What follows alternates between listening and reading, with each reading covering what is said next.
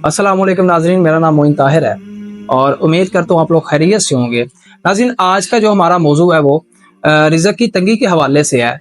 हम देखते हैं मुआशरे में हमें बहुत सारी ऐसी मिसालें देखने को मिलती हैं कि लोग रिज़्क़ की तलाश में दर बदर फिर रहे हैं, लेकिन रिज़्क़ हासिल करने में नाकाम रहते हैं।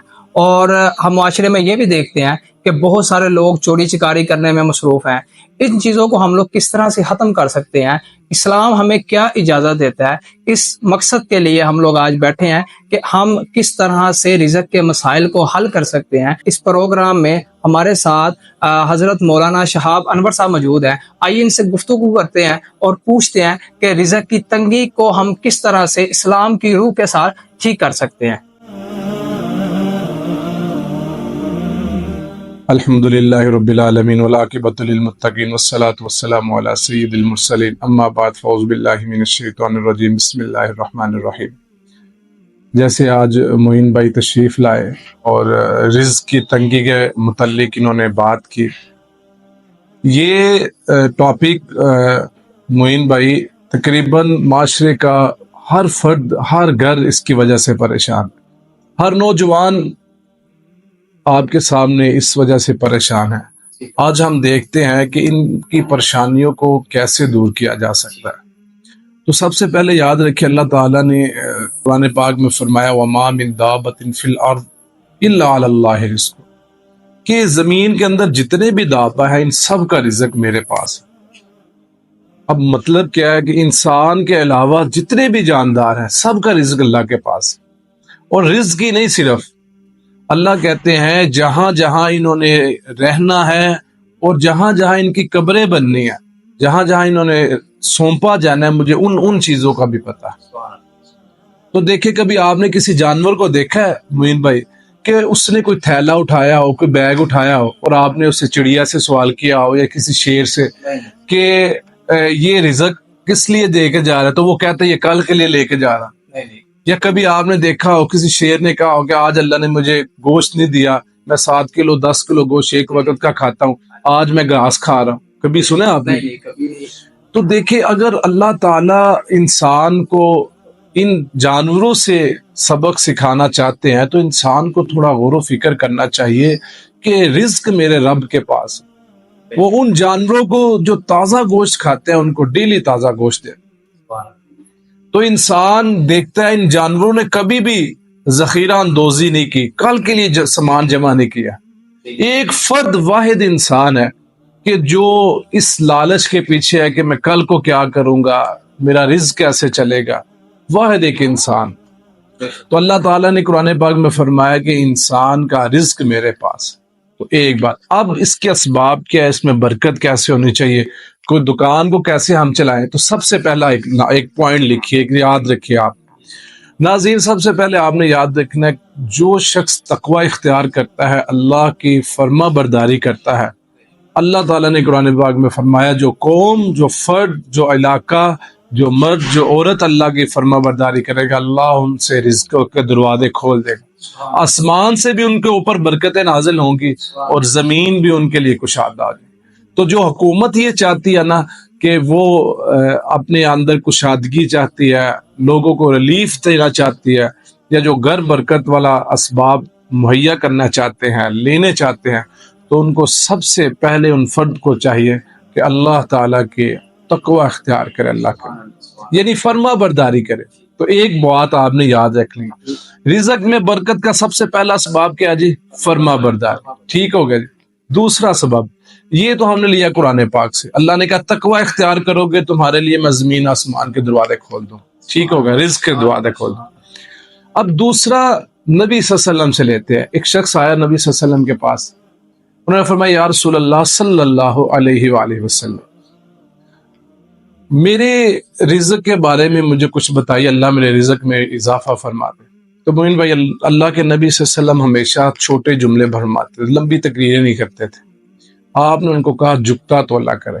जुकता का मतलब है वजन ज्यादा दिया करो, यानी अगर आपने 1 किलो 100 ग्राम का होता है, 1000 ग्राम का, सॉरी, तो 1005 ग्राम दें, आप ज्यादा दिया करें। कुछ अरसे के बाद उस शख्स ने बताया کہ اللہ نے میرے رزق میں فراوانی کر دی ہے، اللہ نے میرے رزق کے دروازے کھولے۔ میں ایک جگہ بیان کر رہا تھا گجرانوالہ میں، تو میں نے ادھر رزق کے بارے میں ہی تھا، کوئی مسئلہ چل رہا تھا، تو ایک شخص دوران بیان نہ درس کے اٹھ کے آ گئے، تو میرے صاحب ایک حاجی صاحب بیٹھے تھے، انہوں نے کہا بھائی جان آپ بیٹھ جائے، بعد میں پوچھ لیجیے گا جو مسئلے ہیں۔ اس نے کہا میں نا مصر میں تھا اور میں دنیا کے مختلف ممالک میں سفر کر چکا ہوں، تو میں نے ایک دن دیکھا کہ ایک مصر میں تھا میں، تو وہاں ایک تاجر ہے جو جولری کا کام کرتے ہیں، سنیاروں کا کام کرتے تھے۔ انہوں نے ایک اپنا طریقہ کار رکھا ہوا تھا کہ جب ہم نے صبح دکان پہ آنا ہے تو سب سے پہلے ایک قرآن پاک کی آیت پڑھنی ہے اور دوسرا ایک حدیث پڑھنی ہے اور اس کے اوپر عمل کرنا ہے۔ جی اب انہوں نے کیا طریقہ کیا، ایک حدیث اور ایک قرآن پاک پڑھنا بھی اور اس پر عمل بھی کرنا۔ ایک دن یہ حدیث آگی نبی صلی اللہ علیہ وسلم کی کہ جوتا تولا کرے۔ اب دیکھے وہ سنار ہیں، وہ سونا تو نہیں زیادہ دے سکتے، لیکن وہ بزرگ نے کہا آج کے بعد اس دکان کے اوپر سونا بھی زیادہ دیا جائے گا، سونا بھی زیادہ جائے، سونا بھی زیادہ جائے۔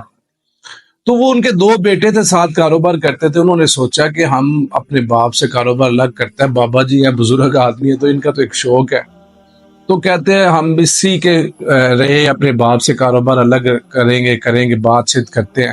اسی میں ہمارے 6 ماہ گزر گئے، تو کہتے ہیں وہ بزرگ، وہ جو آدمی میرے پاس آیا مجھے بتا رہا تھا کہ انہوں نے اپنی 6 مہینے کی پروفٹ جو ہے نا وہ ٹوٹل کی ان کے 2 سال سے زیادہ پروفٹ، برکت آ گئی اس میں۔ جی دیکھیں سونا بھی زیادہ دے کہ اللہ اس کو بھی برکت دے۔ تو ہمارے قریب ایک شاپ کیپر تھے، وہ سبزی کی دکان تھی ان کی، آپ کو شاید جانتے ہوئے تھے، سلطان پورے میں ایک آدمی ہے، اس نے چھوٹی سی داڑھی رکھی ہے، وہ سبزی بیچتا ہے۔ تو میں کبھی سبزی لینے جاتا تو میں دیکھتا کہ ان کی سبزی سب سے پہلے سیل ہوتی ہے، اس لائن کے اندر کوئی میرے خیال سے کوئی 10 کے قریب سبزی کی دکانیں ہیں۔ دیکھیں آپ بھی کاروبار کرتے ہیں، لوگ بھی کاروبار کرتے ہیں، تو 10 دکانیں سبزی کی ہیں وہاں، لیکن اس شخص کی سبزی سب سے زیادہ بکتی ہے اور سب سے پہلے بکتی ہے، اس کی بکے گی تو دوسروں کی باری آئے گی۔ میں اس کے پیچھے تھا کہ کیا اس کے پاس فارمولا ہے کہ یہ، ایک دن میں نے دیکھا کہ وہ لوگوں سے تلخ کلامی سے بات کر، لیکن پھر بھی اس کے ساتھ اس کی دکان کے اوپر ہجوم ہے خواتین حضرات کا۔ میں تو پھر پڑھا رہا، میں نے ایک شخص سے پوچھا آپ ادھر سبزی کیوں خریدنے آتے ہیں، کیا مقصد ہے اس کا؟ تو اس نے پتا کیا کہا، انہوں نے کہا کہ یہ آلو مٹر ٹماٹر اگر کلو تول دیتا نا اس کے بعد ایک اور ڈال دیتا۔ میں نے کہا اس کو پتا ہے یا نہیں؟ اس سے میرے آقا صلی اللہ علیہ وسلم کا وہ فارمولا جو آپ صلی اللہ علیہ وسلم نے بتایا اس کو اپلائی کیا، اس کو پتا نہیں پتا بھی ہے یا نہیں، تو اللہ نے اس کے رزق میں کیسی کشادگی کیا۔ تو اس پورے علاقے میں سب سے پہلے اس کی سبزی بکتی ہے اور دوسری کوئی باری بات نہیں آتی۔ اب دوسرا بات کیا ہم نے سیکھی کہ انسان جھکتا مال کو تولا کرے۔ اب دوسری بات یہ سیکھنی ہے جیسے کہ میری تو دکانداری ہے، مثال کے طور پہ کپڑے کی دکانداری، تو میں کیا کروں، میں مزدور ہوں، میں کیسے کروں؟ یہ بھی تو ذہن میں آ سکتا ہے، میں تو نہیں نا تول کے دے سکتا کوئی چیز کو۔ کئی لوگ ایسے ہوتے ہیں جن کے پاس مال کی مقدار ہی بہت مناسب سی ہوتی ہے، تو ان کے بارے میں کچھ بتائے نا۔ دیکھیں اللہ کی راہ میں مال زیادہ دینے سے کمی تو نہیں ہوتی، لیکن کئی معاملات میں ایسے معاملات آ جاتے ہیں کہ مال کی مقدار ہی پوری ہے۔ میں آپ کو بتانے لگا نا، دیکھیں یہ مقدار والی جو بات تھی نا، وہ جو بھی ہے نا، جو بھی ہے تو آپ نے اس میں زیادہ ہی دینا ہے۔ اگر آپ کوشش کریں اس کی، وہ یہ ایسے کر سکتے ہیں کہ بازار میں اگر 60 روپے کی بکری آپ 61 روپے کی دے سکتے ہیں اور آپ کہتے ہیں تھوڑا سا زیادہ میں دے، اور کوشش کریں اتنے میں ہی دے دے، ٹھیک ہے، یہ مال کی برکت ہے۔ اب دیکھیں دوسرا یہ کام ہے کہ ایک آدمی پلستر کرتا ہے، مستری ہے مثال کے طور، وہ کیسے مال، تو وہ تو نہیں تول کے۔ بہت اہم سوال ہے جو آپ نے کیا، اب ان کا کیا فرمائیے، کیا ہے اس کا جواب؟ ان کا یہ طریقہ کار ہے، دیکھیے انہوں نے کیسے مال کو کرنا ہے، انہوں نے کچھ ٹائم اللہ کو دینا، جو کارخانوں میں کام کرتے ہیں، فیکٹریز میں کام کرتے ہیں یا بزنس کچھ کرتے ہیں، انہوں نے کیسے رزق میں برکت لینا ہے۔ تو یاد رکھیے ہمارے ایک استاد تھے، انہوں نے فرمایا کہ کچھ وقت اللہ کو دینے چاہیے، اور ایک کام آپ نے کرنا ہے کہ وہ کچھ وقت، یعنی آپ کے گھنٹے 8 گھنٹے کی ڈیوٹی ہے، آپ نے 8 گھنٹے 20 منٹ اپنے دفتر میں دینا، اپنی کمپنی میں دینا، وہ 20 منٹ آپ نے اللہ کو دینا، اس کا بدلہ اللہ نے آپ کو دینا. اب افغانستان میں ایسا ہوا کہ ایک فیکٹری میں آدمی کام کرتے تھے, وہ انگریز جو ہے اس چیز کو سمجھتے ہیں, انہوں نے اس آدمی کو نا ریلیف دیا 1 سال کے بعد, اچھی اس کی پیل کر دی. تو اس نے پوچھا آپ نے مجھے کیوں پے زیادہ کیا؟ تو انہوں نے کہا کہ جی آپ جو اوور ٹائم لگاتے ہیں نا وہ کیوں لگاتے ہیں؟ اس نے کہا کہ میرے استاد نے کہا تھا کہ کچھ ٹائم اللہ کی رضا کے لیے دے, تو انہوں کو اللہ نے برکت دے دی. پھر جب افغانستان سے امریکہ جو ہے وہ جو امریکن تھے وہ گئے ہیں, تو وہ پوری کمپنی وہ اس افغانی کو دے کے چلے کہ تو مالک ہے آج کے بعد.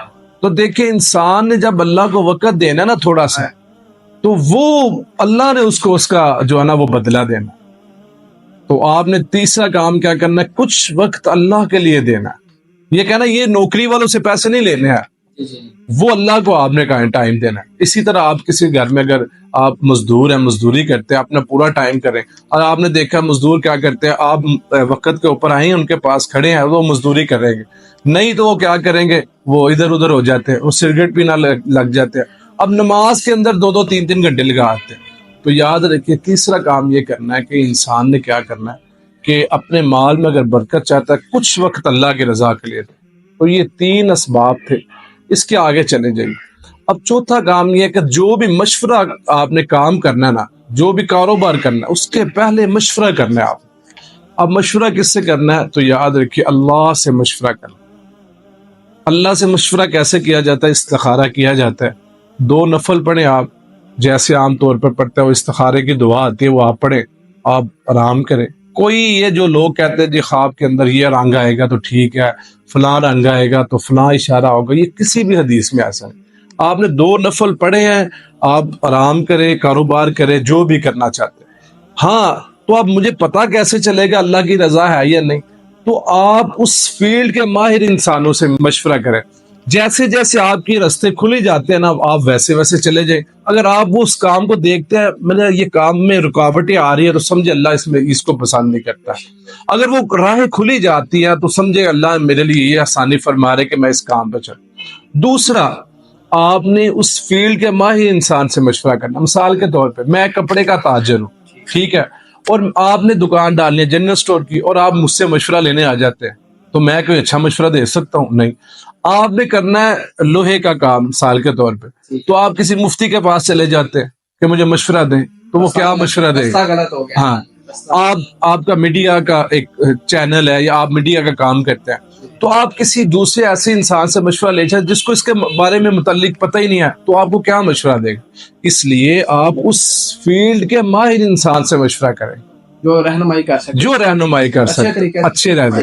تو اللہ سے مشورہ کرنا ہے, اور اس فیلڈ کے ماہر انسان سے مشورہ کریں گے تو آپ اس کاروبار میں انشاءاللہ ترقی ہے. تو یہ 4 اسباب ہم نے بیان کر دیے تھے. جی ناظرین, تو آج ہم نے رزق کے اسباب کے بارے میں جانا. کچھ اسباب جو ہیں ہمیں ہمارے محترم ساتھی جو ہیں مولانا شہاب انور صاحب, انہوں نے ہمیں کچھ اسباب کے بارے میں بتایا, اور وقت کی کمی ہونے کی وجہ سے ہم جو ہے وہ مکمل بات نہیں کر سکے, اور کچھ اسباب رہتے ہیں وہ انشاءاللہ ہم جو ہے اگلی ویڈیو میں ڈسکس کریں گے. تو تب تک کے لیے اپنا خیال رکھیے گا اور دعاؤں میں یاد رکھیے گا. خدا حافظ.